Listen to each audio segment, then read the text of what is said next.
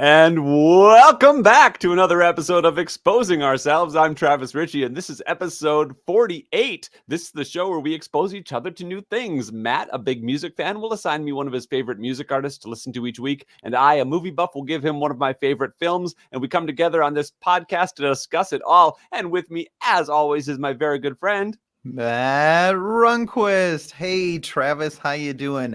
This week, I watched the movie Brokeback Mountain, and you listened to the Lindas. Yes, and you're sticking with Matt Runquist, huh? I am committed to the bit, as you know. Hey, I'm not judging. You do whatever you want to do. You expressed concern, and I am being a supportive friend by, allowing you to adjust any way you want to. That's right. You support any of my decisions about my identity on stream.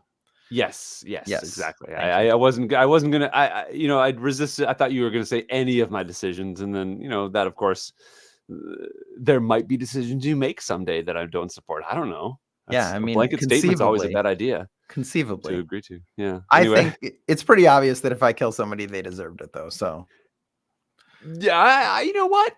Yeah, I think I think I know you well enough to back you up on that. All right, maybe not in court, but certainly for the purposes of this podcast, which we are working on. We are live. Yes, Yeah, we're live. We're using a new streaming feature. We'll see if we like it. This may be the only episode that we do like this, but we're going to try it.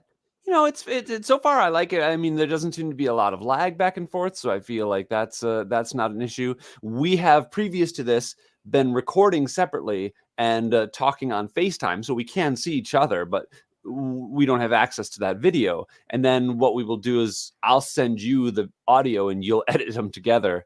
Yes. And we usually do a countdown and a clap, but we didn't have to do that this time. None of that. I am concerned about the number of ums and ahs that we're going to get this time, because I usually try to cut down a little bit on those. I know my mom doesn't believe it, but I do. Well, you can still cut those out for the audio version that goes out on the podcast feed if you want. Right? Yeah. All right. We'll see how easy that is to edit. But before we, I guess, get into the meat, how was your week, my friend? I had a lovely week. My nephews, who are both, a preteen and a teenager, came for the weekend, and we had a great time. Visited the Milwaukee County Zoo, which is a wonderful zoo. It's not like one of the super elite zoos, but it's a great place to spend a day or a half a day. And then we went to the Milwaukee Bucks game. The Milwaukee Bucks won. That's basketball, in case you're wondering. Yep. Yeah, I was on my way to thinking about figuring that out. Yeah. No, I figured I had you pegged, and I would just let you know what that was. So well.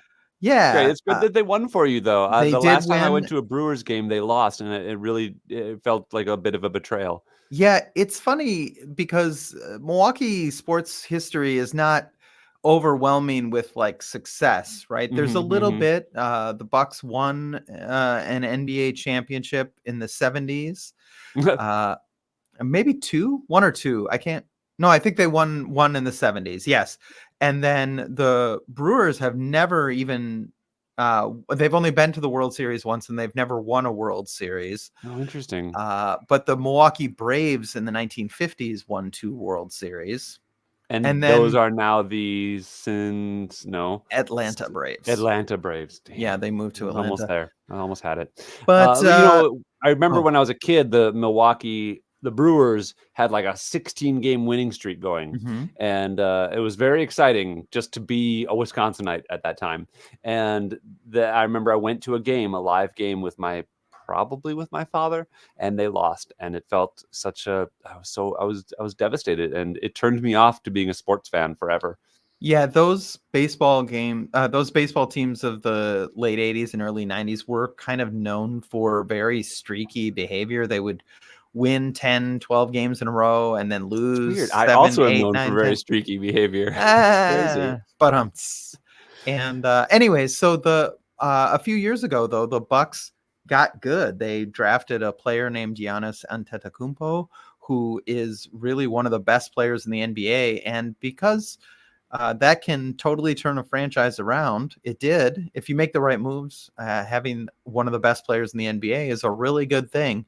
And they won a championship in 2021. They're consistently in the playoffs and going deep into the playoffs. And it feels very strange as a Milwaukeean to have a pretty darn good basketball team and a pretty darn good baseball team right now. Now, they have not made it back to the World Series, but they're both really good, and it feels weird. It feels like I've gotten so used to enjoying the experience of going to these games without being overly attached to the outcome. And it Sure, that must be feels, nice. well, yeah, but now I am attached to the outcome Oh, yeah. because, now they're supposed to win, right? Oh, yeah. And I feel very iffy about that. Interesting. So out of the very lightest level of curiosity, how are the Packers doing without like Aaron Rodgers? So I don't really watch No? Okay. football at all. Just we'll skip that altogether because I've I worked. really don't care all that much. I was just curious. Yeah, well, what I was going to say is I've worked in head injury research for the last 15 years, Mm, and that really has turned me off entirely to watching American professional football. That football. and the fact that a 60-minute game will take well over 3 hours. So I'm long. not a fan. I So have I'm watched the last Super Bowl. I don't think I was able to watch it live or at a thing, but at one point I just watched the all the plays, basically Mhm. any successful play, and you can string them together in a highlight reel. And the highlight reel took 15 minutes to watch, Right. Yeah, and it was every play, and every it takes successful. 4 hours to watch the Super It Bowl. does. Yeah. It's ridiculous. Yeah. Have you ever? Again, I'm sorry, listener, for talking so much sports on our music and movies podcast, but have you ever watched Ultimate Frisbee? Just I've seen clips online, but I've never Uh-huh. watched an entire game. I've played a couple games too. Yeah, well, I find it very fun to play, but I've also found it very fun to watch. Like I find it's interesting to me how rewarding it is to play and watch depending on where Mhm. you are. So Yeah. I was just curious, but Yeah. the LA has a professional team that I've gone and seen a couple times, and Well, that's it's fun. yeah, it's pretty amazing because, of course, there's no padding. It's all the kind of like pure athleticism of like soccer, where it's just running, running, running, running. But also, Mhm. you get those artistic plays, those amazing throws, and incredible Mhm. catches of Mhm. football. But it's that pace of like basketball, where it's turnover, turnover, turnover. It's always switching sides, and Mhm. so like I guess like more like basketball. So it combines the best of several sports in my mind. Yeah, it's clearly the best sport. Yeah, it's indisputable. Sure. Yeah. Anything How else? was Oh, you did a no, how podcast was with your your nephew I that was did do actually I did really do cute. a brief podcast with my nephew, sort of the same format as this one.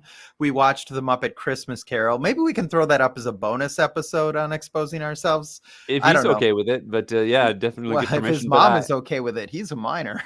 that's what I meant. Like, if the people who are in charge of his legal affairs are Yes, into yeah. it. Well, obviously, it's going to become wildly more popular than our podcast, and he's going to have a bunch of income that we're going to have to I deal mean, with. he's younger and cuter, so and that's money in the bank right there. That is true. That is true. Hey, I how mean, was I your guess week, that is. Travis? I was okay. It was a lot of work. I worked. Oh, I picked up a shift at the store, and then I was also working on the show. I did my first episode of the Christmas show on the talk where I was the gingerbread man. So Oh, you can actually fun. see that on if you watch the show live, you'll have seen the gingerbread man giving away prizes at this point, and also on Paramount Plus. I think they have old episodes if you want to Okay. go see it there. But Absolutely, I it's do. really delightful because I cannot see a thing when I'm in this costume. Mhm. It's got a big head, and I literally have a mouth that's about an inch by like 3 inches wide, and it's pointed downward, so I can see like about 3 or 4 feet in front of me, Mhm. about like a teeny little space, Mhm. and I have to move around that way, and so I have to listen to what's going on, and then someone has to come out and lead me on stage and put me in place, um and so this first episode live, I was standing on stage with Cheryl and Amanda on either side of me, and I think Jerry and Akbar were there too, and it was just fun. And watching the video of it, I'm dancing and I'm doing my thing, and they're Good. just into it. That Um, sounds amazing. We should get a mascot for our show. Oh, I don't think so. No. I think I'm gonna maybe for our 5th anniversary. If we get to 5 years, we can talk Okay. mascot. How about that? All right. Uh, You would disappear for an episode. wow, Oh, is that a jet plane crashing that into your is house? that is not a jet. I was wondering what that was, but it is. My wife is feeding the dogs, and apparently it's real loud here in the basement Wow. when she rolls the dog food containers across the floor. Wow, Oh, that was oh. disturbing. I was a little worried there. Interesting. Yeah, I was wondering about that. So note for future selves. Yeah, This yeah. is not our Well, normal time this recording, is not our and normal recording time. you're being gracious, accommodating my work schedule, really. Yeah. So thank you for that. But other than that show, it's just been a lot of work. I did play some Ultimate Frisbee yesterday. No, wait, what is today? Monday? Saturday, I played some Okay. Ultimate Frisbee for the first time in a couple months because of work. I'm usually working early on Saturday, but in this case, I was working in the evening late enough that I could go and play for a couple hours and then come home, clean up, shower, and all that. And a couple things about that game. One, I played 3 whole games, which is more than I usually do, and I'm paying the price a little bit with my feet and lower legs being a bit sore.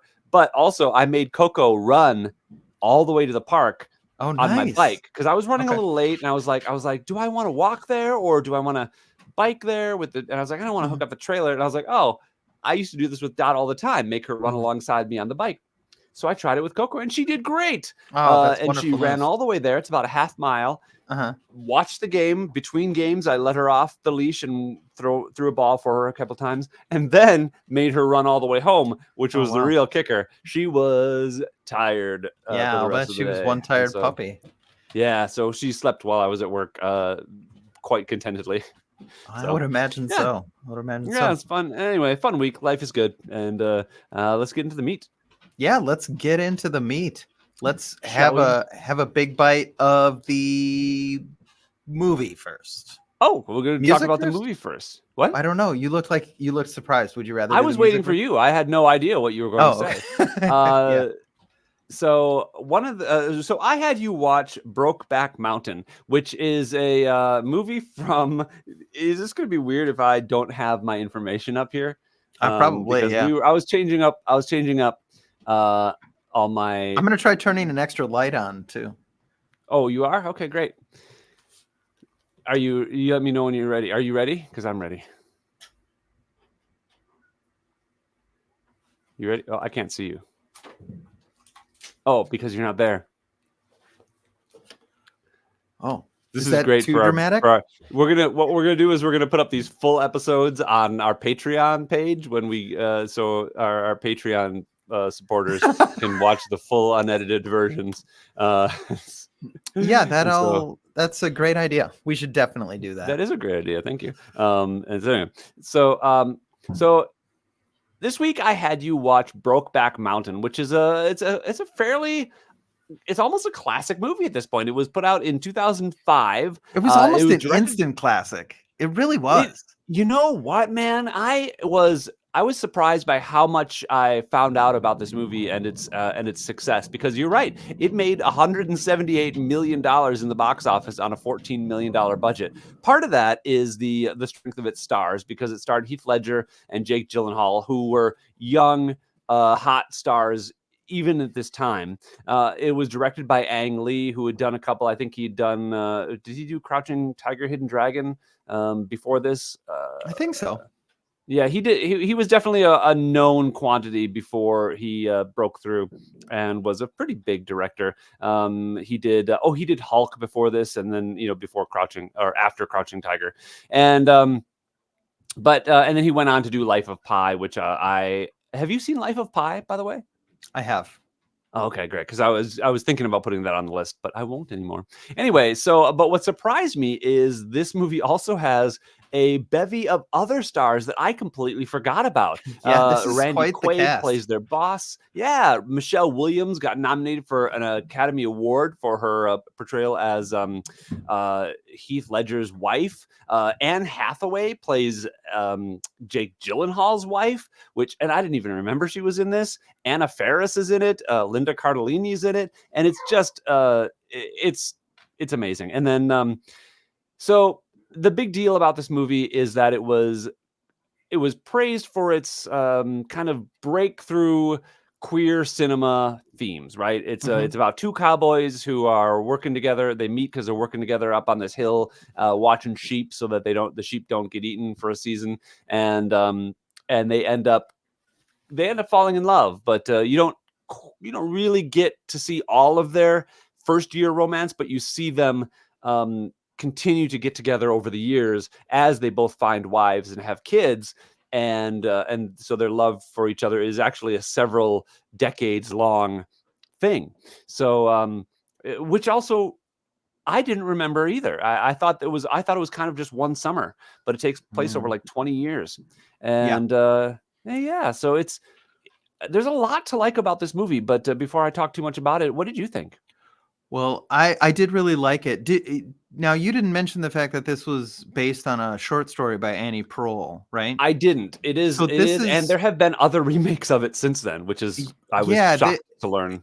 yeah, it's kind of fascinating because the story itself was published in the New Yorker, and it was a bit of a sensation, the story, which is interesting because, of course, Annie Proulx is not a gay cowboy, right? Mhm. And so this story that's like a heartfelt, earnest romance, written by a bunch of people who are not members of the community and performed by people who are not members of the community and directed by people that are not members of the community. And Right. it really, really holds up just as like a classic Hollywood romance, Mhm. to the point where I can't really fault most of the choices. There is some stuff in the first year where I think the idea, if I'm understanding correctly, the idea is that they're fighting their own impulses and they sort of almost make love, right? Mhm. Um, And they're both drunk, and they're both like, this is that first time that is first the time, right? But it very quickly transitions into like a much more easy relationship where they both tell each other that they're not queer. queer. That's right. They're not queer. I ain't queer. Neither Uh, am I. yeah. And it's funny, right? Because Ennis, the Heath Ledger character, does not indulge in any other homosexual activity throughout the Right. course of their relationship or the rest of his life, whereas Jack does quite a Right. bit, right? Yeah. And if Well, we don't know quite a bit, but he does like go to Mexico and seeks out, the company of other men. And yeah, and also he has the guy. he makes clear to Ennis that he does see other men. Right. Yeah. I mean, And I it's think that interesting. there is a lot that's implied in the movie, but I mean, I think they make clear that Jack does see other people regularly, you know. At least more than Ennis would be comfortable with, and that's an interesting plot point where Ennis seems to expect Jack to be only for him, right? And wait for Right. him. And Jack's like, but I wanted to be just us, Yeah. and you're not okay with that. So I Yeah. have to get what I need somewhere if I'm not going to get it from you. And that also seems like a fair Yeah. position to be in. But what's funny is that I felt the representation of these two as people was very real and felt natural, and Mhm. the movie didn't age like I kind of expected it to. I would 100% agree with that. I was expecting sort of a clunky representation, and it's just not that. Yeah, yeah, and all the supporting roles too, where it felt very natural. Like even the bad, the boss who like sees them when he Mhm. goes out to check up on him, and he kind of like doesn't hire Jack the next year because he's like, you guys weren't meant to go up there, and you know, Well, I mean, I think that was really interesting, right? Because there is this sense that, he's a capitalist and he's like, he discovers at some point in the summer that they're engaging in activity together up on the mountain, but he doesn't want to have to find two new cowboys, right? So he yeah, lets them he lets them play out the entire summer. Well, because he also doesn't know that their job that they're supposed to be there for is not getting done, right? I think he's of the mind that like if they're guarding the sheep and the sheep aren't dying, everything's okay. But then when they finally get the sheep back, it turns out that a lot of them have died, and they get mixed up with this other herd that kind of wandered through. And well, but see, I have a different read on that. I don't think that necessarily they had done a bad job. From my read on that scene was that he was, because if you look at it, there's a guy who's counting, and he's in the middle of the count while the Randy Quaid character is telling them, "Oh, you did a bad job. There aren't enough sheep."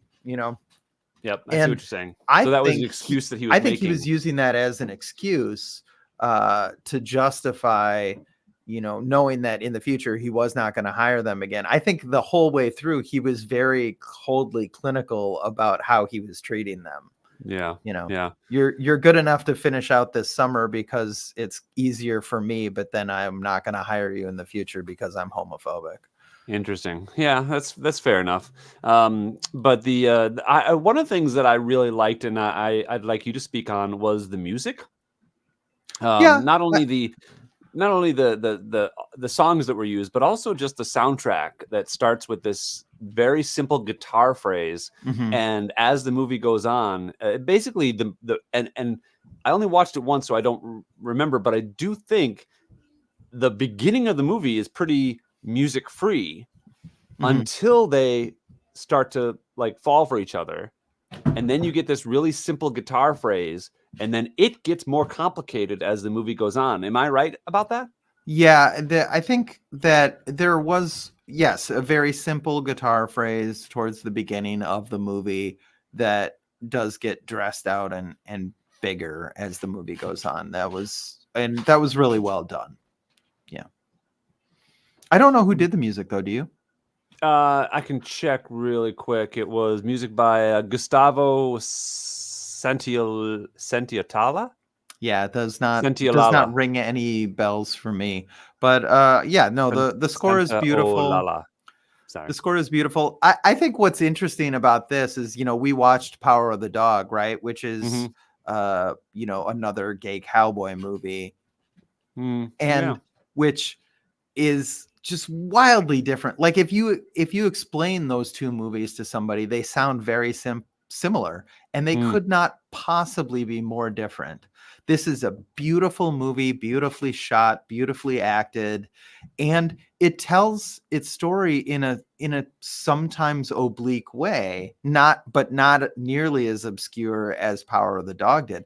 Like, having watched this movie now, I like Power of the Dog even less than I did at the time, right? I will say that the love scenes in this movie seem very tame. Like the gay sex scene was far more tame than the straight sex scene that you see later. And so I thought that was interesting to note. Yeah, I gotta say, I was not expecting to see Anne Hathaway's breasts. Neither was I. When I started this movie, because first of all, I didn't know that. She's such a sort of conservative star, right? It's like Princess Diaries and that sort of thing, right? And and I was not expecting that. You're right. The straight sex scenes in this movie are much more explicit than the gay sex scene. Now, to be fair, Heath Ledger and Jake Gyllenhaal are straight. Right. Know. Well, and that's fair, but they do kiss very convincingly. And their intimacy feels very real, but real quick about Anne Hathaway, like I wondered if this was kind of a career maker for her. Like had she done a lot before it? And she was a star before this. Was she? Okay. I think so. Well, I don't know her filmography that well to really know, because I feel like she broke out with in the I don't know, romantic comedies of like Bride Wars and so it was the late 2010s or 2020 aughts, I guess, that really actually Devil Wears Prada came out in 2006, if I'm not mistaken, which was really her launching pad. So I feel like maybe she wasn't a big name when this movie came out. So I guess, when did Princess Diaries come out? That's the one I was gonna look at. Yeah, Oh, no, I guess Princess Princess Diaries Diaries was was 2001. 2001. Yeah, and Yep. that was, I would say that was probably the star maker for her. Was, Yeah. Okay. going toe to toe to Julie Andrews and Fair. Yep. Okay. yeah. Fair. Yeah. But one of the other things is, when Kate Mara showed up as Right? Ennis's daughter, I was like, what? Just out Yeah. of nowhere. Yeah, that was pretty random. Definitely early for her. But anyway, Yeah. so but I was going to say that the love the tagline for the movie is what was it? It was love is a force of nature. And so they Mhm. really were talking. They really wanted to lean into the love story between these two, Yeah. and it felt realistic to the time, Mhm. the 60s, Yeah. 70s, and early 80s, when I mean, we didn't have time to get into like the AIDS crisis or any of that. It was all Yeah, this pre is all that. yeah. And so we were just able to focus on these two men who, especially in a place and time where being gay was not okay, and Yeah. finding each other and trying to maintain Yeah, that I mean, the movie relationship. really does lean into the love story and it tells it beautifully. And one of the other things I really like is how you get to know both of these men and how they are different. Hmm. You know, that it's not just like two sort of, well, here's the two gay guys and they ran into each other and so they're together. Like, Hmm. these are individuals that have a story and that story crosses paths. And Yeah, I yeah, really loved that. I want to say something about this. I feel like Jake Gyllenhaal grows into this movie. yeah, Uh, Heath Ledger absolutely acts him off the screen in the first set of sequences. yeah. Like, unbelievably magnetic and just And in a embodying character, like in the his character, right? Like, like, embodying this character in such an unbelievable way that I felt like Jake Gyllenhaal's initial characterization of Jack really suffered, not because he was doing a bad job, but just because you watch Heath Ledger and you're like, holy cow. And then Jack's also there, you know? yeah, I did sense that too. But I was thinking about that a little bit, and I think that looking at it, um, it actually speaks to Jack's character as a more neophyte himself. Like, he has a family. He's never really wanted the same way that Ennis's character has, and Mhm. so that almost, I want to say, innocence Mhm. of character as an actor, I feel like might have been on purpose. I Because mean, later in the I can movie, believe that, Jake Gyllenhaal's a good actor and he's I'm not fantastic. gonna talk I smack think about he's the guy. But exactly. I think he's yeah. amazing. And later, as the movie goes on, and he also, his character becomes more complex Mhm. internally. You totally see that in the performance. So, Yeah. Yeah. although I will say, what is it? Both of them got nominated for Oscars for this. Okay. Interestingly enough,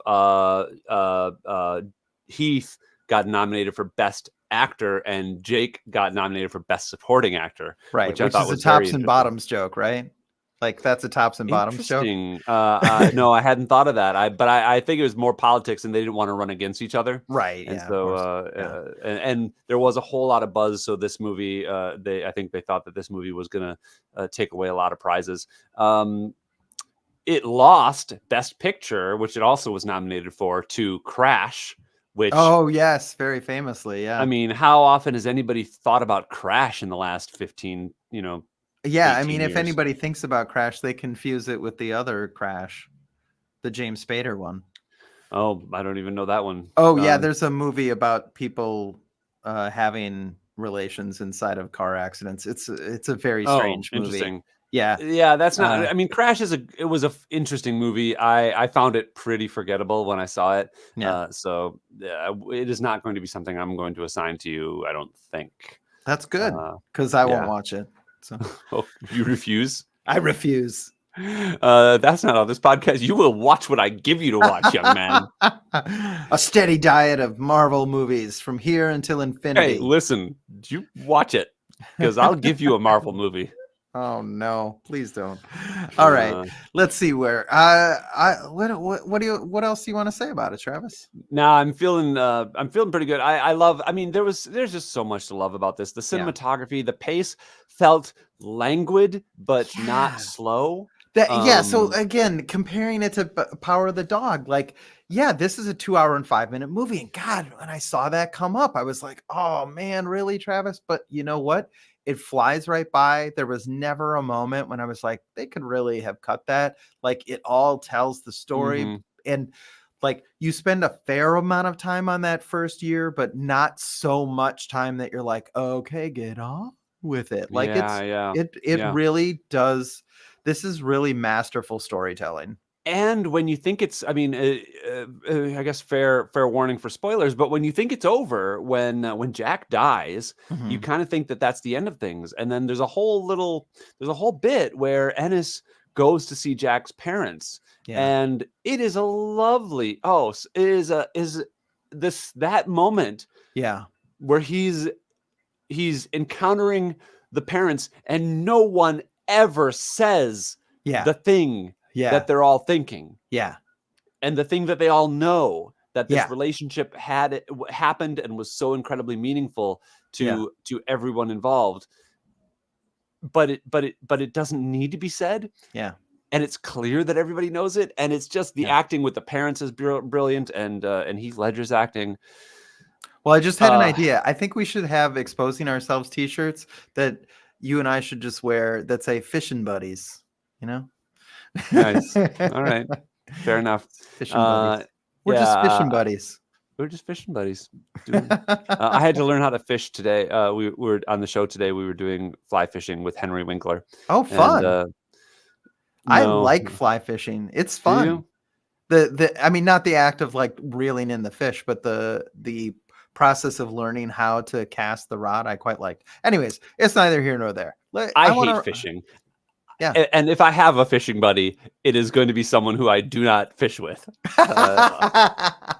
So, yeah, this kind of fishing buddy is the fishing buddy I want. There you go. Yeah. Anything else am I missing? No. I mean, obviously, this is clearly we could talk about this movie for quite a long time. There's a reason it's a classic, and if you haven't seen it, I got to admit, I said last week, I thought, oh man, I feel like I've seen this movie already because there's so many memes about this movie. Yeah. Obviously, it was a huge cultural phenomenon. Yeah, talk about that.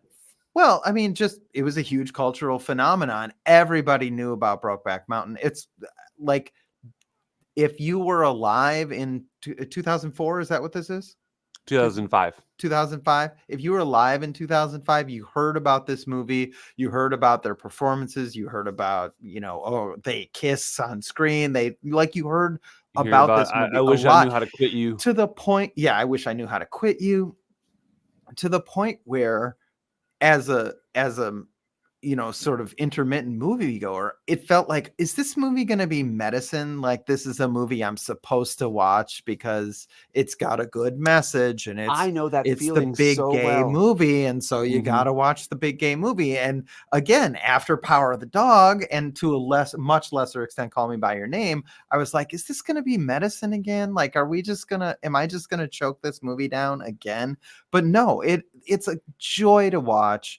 I loved it. I really, really loved it. Great. Although it is tragic and sad and probably makes you cry. Right. I suppose you could accuse it of fridging one of the characters or something, but I don't think even like it's not, Jack doesn't die in order to advance Ennis's story. It's just the end of their relationship. Oh, but the reason for his death is like it is accurate to the time, right? It's also foreshadowed with the story of Ennis and his dad, and it also, like, Jack, I don't want to say he was not careful, and so kind of brought that end on himself. And I think he always knew he was flirting with that end. Yeah. And so, man, the scene where Ennis calls Jack's wife and she's telling him what happened. Wow. And it's a story. She doesn't tell him that he got beat up for, being queer. She tells him that he was changing a tire and a tire iron hit him in the face, whatever.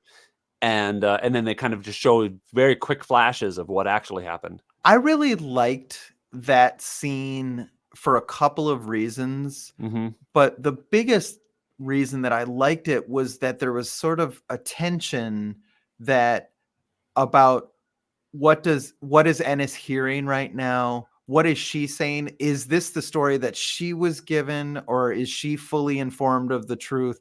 Like, it's all very up in the air. Yeah. Right. Yeah. But giving us, the audience, that truth, I think, was really very important. Yeah. And then you can kind of decide for yourself who knows the truth about this in the scene. I mean, I think the likelihood is that Anne Hathaway is telling a story because she knows what happened, and she and I think more important, does she know who Ennis is? Right. But I think it's what you're right. It was vitally important. I wondered to myself, like, did we need to see that? And I think we definitely needed to as the viewer, and for them to include that was just masterful. Yeah. Whew. Well, anything else, or you want to give it a rating? I definitely want to give it a rating, Travis. Do it. It's a 2. It's 2 from no. Right. Yeah, that's fair. Oh my goodness. I'm sorry. Wow. We've been talking so long that my do not disturb went off. Yeah, this is a 10 for me, Travis. There's nothing I would change about this movie at all. Yep, me too. It's pretty perfect. And what's funny is I didn't remember it being that way. I remember seeing it and liking it, but not being super blown away by it. And I wonder if maybe it requires a bit of experience. Maybe it requires you to have known what love is, or to have maybe been in love in order to know this kind of pain that they go through. And the yearning they have for each other. Whew. Getting a little bit. Is that 2 10s? Have we both 10'd something before? I don't know if we have. Maybe Florence and the Machine, maybe? Oh, possibly. Yeah. But we'll have to check the we'll have to check the records. All right. Yeah. But speaking of music, why don't you tell me about the Linda Lindas? Yeah, well, I don't know a ton about the Linda Lindas, but that's because there's not a super ton to know about the Linda Lindas. They are a teenage punk band from LA comprised of 4 girls who started playing together a few years ago in a cover band, and then eventually... Sorry? I said this right. They're new. I forgot. You told me last very week. New. The album that I had you listen to is their debut album, but they only really sort of broke onto the scene in 2021. The oldest of them is 17. The youngest of them is still only 12 years old. Really? The drummer is very, very young, but she's a extremely competent drummer. Yeah. They play what I would call garage punk. You could call it pop punk if you were being sort of saucy, but I think this is very sort of down to earth, 3 chords and a bunch of yelling punk most of the time. But it's really fun to listen to. They talk about things that are important in their lives, which is, friendships and relationships, and how tough it is to grow up as a young woman. What did you think about this? They have multiple songwriters, multiple vocalists. What did you think, Travis? Yeah. Well, okay, so I'll tell you, this was an interesting experience. And I was tempted to ask you what you thought I thought of them, but I'm not going to. I'm just gonna go into it because they. So when this album started, I was taken in by the beat, the rhythm, the vocals were fun, easy to understand. There was a lot going on here that was just really interesting. And then the second song kind of built on that in a good way, and continued being that kind of upbeat music and very kind of fun. I instantly knew that this is the type of music that I think you enjoy seeing in a club, and the type of music, especially when you were younger, or especially like that kind of like 20s age boys, I would say, generally where the dancing that you do is that dancing where you just jump up and down and swing your head around, and that's the extent of the dancing that you can do to this song. And so when the third song started and was more of that, I started to get bored. I started to think, you know what? I just wish they had changed up a little bit. I wanted them to do a different beat other than that same that same, really fast rhythm, and kind of the same sound to the vocals, and the same, all that was pretty much the same. And that continued for half the album. And I was getting I was like, you know what? I'm gonna have to listen to this twice, and I don't know if I want to. I enjoyed I enjoyed it, but it was just getting old real fast, Then finally, and I don't know which song it is. It might have been Why. They slowed things down, and they take it, and they oh no, was it the song that was in Spanish? I think both. Why is a little bit slower, and then Cuantas veces is quite a bit slower. So and then the next song after Why was Beautiful.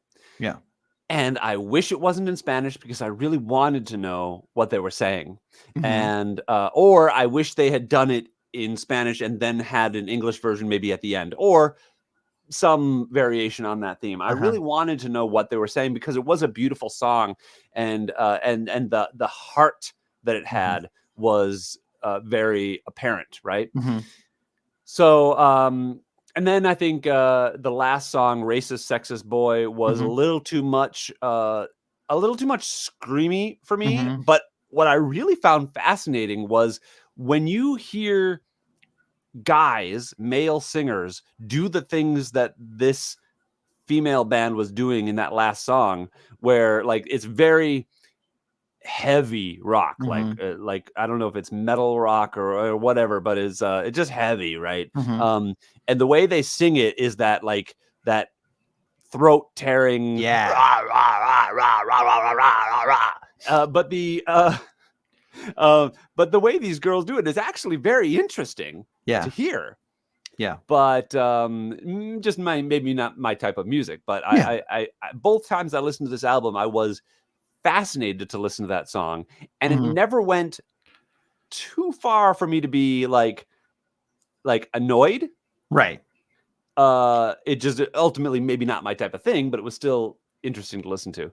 Yeah. So, well, I'm glad to hear that. I was like, when I listened to it this week, I was like, man, is he gonna dislike Racist Sexist Boy just because it is significantly heavier? Like, it's the only album, or it's the only song on the album that is not at all pop punk. Like, this is very heavy. It's sort of a dirgy minor key. What is that style called? Is there a name for it? I mean, it's one of the variations of metal. I couldn't even tell you what it is. Although I did like how you called it rock metal. I like that. Rock metal. Yeah, it sounds rock like metal. what's another example of that? What's a boy band that does that? Oh man, off the top of my head, I'm not exactly sure, but like, it's a very sludgy, doomy type. Like the metal. Singing sounds like it tears your throat out, which yeah. I mean, there is a genre called screamo, which is sort of like punk adjacent, that has a lot of that, obviously screamy vocals. But I'm not sure. I think those usually have faster tempos too. I think when you get into genre discussions with metal people, you're always going to lose, because there are 17 million different subgenres of metal. That there'll be, you'll hear some description of a metal album, and it'll be like, oh yes, this is a black metal album with new wave of British heavy metal undertones and elements of hardcore and screamo, and you're just like, what is happening right now? Yeah, I was just talking to someone this week about human beings' desire to categorize things. Yeah, and black metal and death metal are two different things, and they don't like one another. Really? And do they sound indistinguishable to you? It's not that they. Yeah, I mean, like, if you played me an example of one and an example of the other, I wouldn't know which is which, right? And maybe somebody will give me a really nice primer, but I've even watched YouTube videos on like, here, this type of riff is, indicative of this variety of metal, and this is, and I had a little bit of flash of like, oh my god, I don't know, when you asked me like who plays stuff like that. I'm not really quite sure. Well, I But think my education from this podcast it has is already complex enough that I don't need like genre names to go along with it. Like yeah, we're already tough yeah. enough. So Yeah, it's a lot.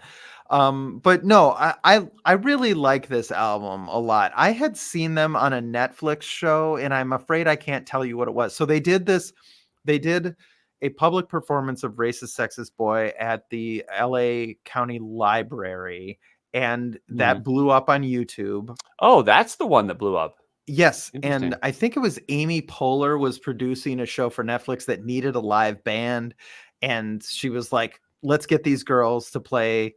So they were on a Netflix show, and then that kind of got, that sort of built a little momentum for Mhm. them, and they recorded this album. They do so. Here's the thing that I don't mean to devalue their performance at all when I say this.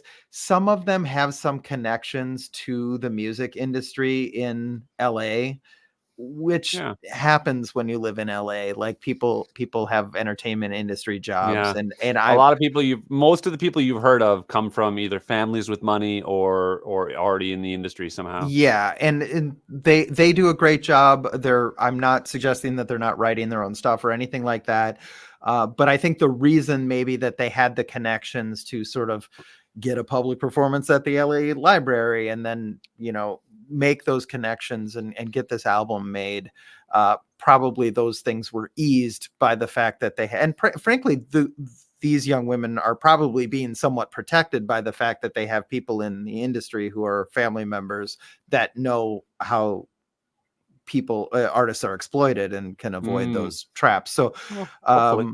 yeah, and this is two sisters, their cousin, and a family friend. So it's really kind of a family band, which I'm always a big fan of, as long Yeah. as there's not like a horrible, the Jackson 5.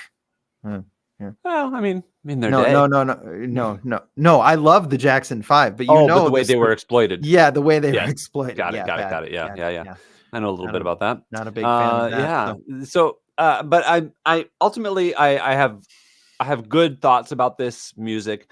It's not my type of music, but I well, was happy to hear that's it. really interesting. When I wanted to give this to you, I wanted you to be exposed to it because it is something that is like pretty popular right now, and I like it a lot. But I am sort of sensitive to the fact that punk is definitely not one of your genres. Mhm, mhm. But I feel like this it does sand off the rough edges a little bit to have it delivered by a bunch of teen girls. Yeah, You yeah, know? and I did enjoy the sound of these voices singing Mhm, this type of music, right? mhm. Uh, I do wish maybe they had a little more variety in there, and like, it sounded like the same girl singing all of it, and so you're saying that they had several different vocalists. Yeah, I couldn't really hear that. yeah. Um, You know what I really want to hear? hmm, I want to hear their fourth album, right? okay. Like, I want to hear in the next 3, 4, 5 years how they evolve, how they change, how they grow. I think How they find their own will be personalities and really, yeah. really fascinating because this stuff is really fun and good, but it's a little bit cookie cutter punk, right? Sure, You know, sure. and Yeah. I'd be fascinated to find out over time what they're like. Yeah, yeah. No, I think that's always interesting to see how talent like this because they've clearly got a base of very good talent, Yeah, and so to see how that grows could be very interesting. Yeah. yeah. So Uh, when their fourth album comes out, I will be assigning it. so where are they now, album wise? Is this This is just their one first album? one. Yeah, Oh, and yeah, that's all and they've this got. came out last summer, so summer of 2022. And Nice. I believe they've released a couple of singles since then, but I have not heard anything about a second album yet. Okay. All right. Nice. Well, if you come across a single from them that's like, hey, you should listen to this, Yeah, feel free. Let me yeah, know. I will definitely do that. All right, Travis. Well, what do you give this for a Mm, rating? These are the Linda Lindas from Los Angeles, mm, California. So they do mm, get mm, the, mm. hey, this is local music bump. Yeah, maybe. Yeah, I suppose. L.A. Strong, L.A. Pride. LA Pride. La la la la la la la la. I don't know, man. I think. Wait, before you give it a rating, I have the vinyl of this album and it came with paper dolls, like little dress up dolls, so you can play paper dolls with the kids in the band. Kind of wish you hadn't told me that. Really? I don't Oh, know. are That you doesn't mad that I make didn't me. give you the paper towel, the paper No, doll? no. That just that sounds silly and a little bit immature and like slightly infantile to me. Oh, So, it's amazing. all right. I mean, stickers would have been better. Silly, immature, and slightly infantile. That's my brand. It's a great album name, by the Yeah, way. yeah. So I'm gonna give it a 6. A 6? Yeah, I think All it's right. I definitely recognize their talent. Maybe not quite my thing. But I Mhm. actually did enjoy better than neutral. Sure. Yeah, yeah. Awesome. Well, this for me is an 8. Oh, Yeah, I really like it. It's I throw it on regularly. It's fun to listen to. It reminds me of girls rock, which hmm I obviously have a lot of good associations with. And I'm excited to see where they go next. nice, nice. All right, me too. Well, that's a 6 and 8 from us. What have you got for me for next week? Well, next week, have you ever heard of the singer Halsey? Yes, have we not done Halsey before? Oh my God, did we do Halsey? Let me check. Wait, how have I heard of Halsey? I don't know The where you heard name of. sounds familiar. She is extremely famous. No, we have not Oh, done well, maybe Halsey. that's why. It may be Yeah, just one of those things where, like, what did I say last week? Christopher Walken on Saturday Night Live. yeah, yeah, Ladies and gentlemen, Halsey. yeah. It could be that because she did perform on Saturday Night Live. She very famously, for me, on Saturday Night Live during her performance, did a live painting while singing the song. Yeah, it was crazy. I'll send you the video. That sounds extraordinary. There was someone who did a Saturday Night Live appearance nude recently, wasn't there? I don't know. I don't watch Saturday Night Live. Oh, this it was the singer, so I figured, and it was a woman who was, I think, sitting cross-legged on a stool, but she was naked. I Wow. don't know who it I was. I did not hear about that. So I guess Well, it didn't break through into the I'm wider sure I'm public not like consciousness. imagining it because that's not what I would imagine. But That's not that's not what I would imagine for reasons. yeah, for Well, reasons. Travis, in 2020, Halsey released her third album. It's called Manic, Okay. and it is really, really good. So she is, I would say, she is a pop singer, but she's not a pop girly, right? There's an edge of difficulty and sort of struggle to her music that you don't get with somebody like Olivia Rodrigo or Taylor Swift or like Betty Who, the Mm-hmm. other sort of pop girly people that we've touched on. And I think you might really like this. She is from suburban New Jersey and her teen years were filled with all kinds of struggles. She was homeless for a while. And she started writing songs and posting them to YouTube, and they got a lot of interest really, really quickly. She got a record deal. Her 2015 record, which I couldn't decide between her 2015 record and this one, and then I guess I decided. So I guess I could decide, but her debut record is also really fantastic. Had a couple of really big hits on it. But this is her more recent record, and I really, really love this. There's a song on here which whose name I'm struggling to come up with.